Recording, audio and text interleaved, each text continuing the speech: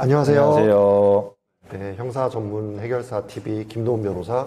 이정식 변호사입니다. 아주 지금 떠들썩하고 연일 지금 계속 카톡이 내는데 올라오고 있는 게 손흥민 선수와 이강인 선수 사이에 어떤 폭행이 있었다, 뭐 멱살을 잡았느니 뭐 지금 이런 얘기들이 올라오고 있는데, 축구팬 입장에서 제가 보는데 기분이 막 좋지는 않거든요. 이런 게 왜 보도가 이렇게 걸러지지 않고 실시간으로 좀 계속 글이 올라오고 있는가, 좀 안타까움이 있습니다. 처음에 이제 뜬 거는 국가대표팀 훈련장 식당에서 옆에 있는 탁구장 내부에서 이강인 선수와 그 젊은 선수들이 탁구를 치는데, 손흥민 선수가 아무래도 캡틴이고 고참이다 보니까 좀 경기에 집중하고 와서 우리 미팅하는데 참석해라 뭐 이런 얘기를 하면서 이제 주변에 있는 나이가 좀 있는 선수들하고 제지하는 과정에서 조금 몸싸움이 있었다라고 처음에 본 게 기사고, 두 번째로 본 기사는 그 과정에서 손흥민 선수가 멱살을 잡았는데 거기에 대고 이강인 선수가 주먹을 휘둘렀다 라는 기사가 났고, 그 다음에 지금 또 난 기사가 이강인 선수 측에서 법률 대리인을 써가지고 주먹질을 한 건 또 아니다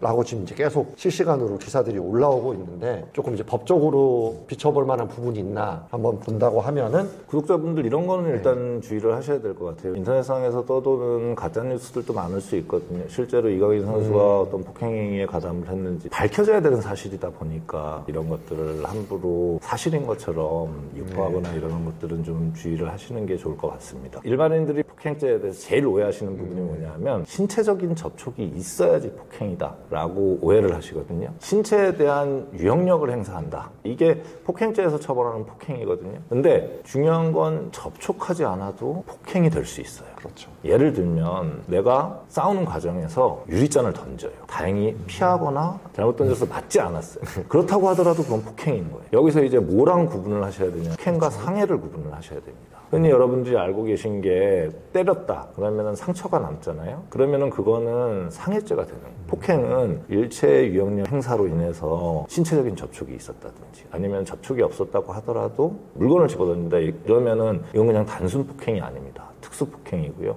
특수폭행과 일반 폭행은 전혀 처벌이 달라요. 일반 폭행은 반의사불벌죄라 그래서 합의를 하면 처벌이 안 돼요. 근데 특수폭행은 합의를 해도 처벌이 됩니다. 전과자가 된다는 거죠. 그래서 일반인들이 이런 부분들을 좀 주의하셔야 될 것 같고, 국가대표팀 사건이 아니더라도 쌍방폭행에 대해서도 일반인들이 좀 오해를 많이 하고 계세요. 보통은 이제 그런 식으로 상담 오시는 분들도 말씀을 많이 하세요. 내가 먼저 때린 게 아니다. 근데 내가 그렇죠. 먼저 때렸는지 나중에 때렸는지는 중요한 건 아니잖아요, 사실은. 그럼 나는 맞고 가만히 있어야 되냐라고 하는데, 그 뭐 감정적으로는 틀린 말은 아니지만 맞고 가만히 있어야 되는 게 사실은 맞는 거고요. 그렇죠. 예, 예. 네, 맞고 내가 때리면 똑같이 때린 사람이 되는 거니까. 네. 주변에 도움을 요청하셔야죠. 경찰에 신고를 한다든지. 흔한 말로 선빵을 먼저 맞으면 나는 그러면 가만히 있어야 되냐. 먼저 때렸냐 나중에 때렸냐는 결론적으로 중요하지 않아요. 예를 들면 멱살을 잡았다. 멱살을 잡은 게 무슨 폭행이냐, 이렇게 생각할 수 있거든요. 근데 멱살을 잡은 걸로도 입건되시는 분들 아주 상징적인 폭행입니다. 네. 그래서 지금 사건에서도 보니까 선후배 사이에 멱살이나 그렇죠. 옷을 잡았는데, 그걸 또 이제 주변에서 또 말리고 하다 보니까 동시에 여러 명이 아마 엉키고, 손흥민 선수가 있어요. 손가락을 예, 예. 부러졌는지 또 다쳤더라고요. 예, 예. 제가 본 기사에서는 네. 서로 사과를 한 것 같더라고요. 네, 이미 사과하고 끝냈다는 해서, 건데, 예, 예. 더 중요한 건 사실 이거는 정말 이런 일이 사실이었다라고 해도 외부로 나오면 안 되는 일이었다고 저는 생각을 해요. 왜냐면은 어떤 스포츠든지 라커룸에서 있었던 일은 보통 라커룸 안에서 끝낸다고 알고 있거든요. 이걸 아무렇지도 않게 공표한 조직, 협회, 무슨 생각으로 이렇게 그런 했는지. 시각이 있나요? 네네네. 네. 그게 핵심인 것 같아요, 제가 볼 때는. 여러 가지 의견이 있을 수 있는 것 같습니다. 잘 원만하게 해결됐으면 하는 바람이고요, 변호사로서도요. 네. 그리고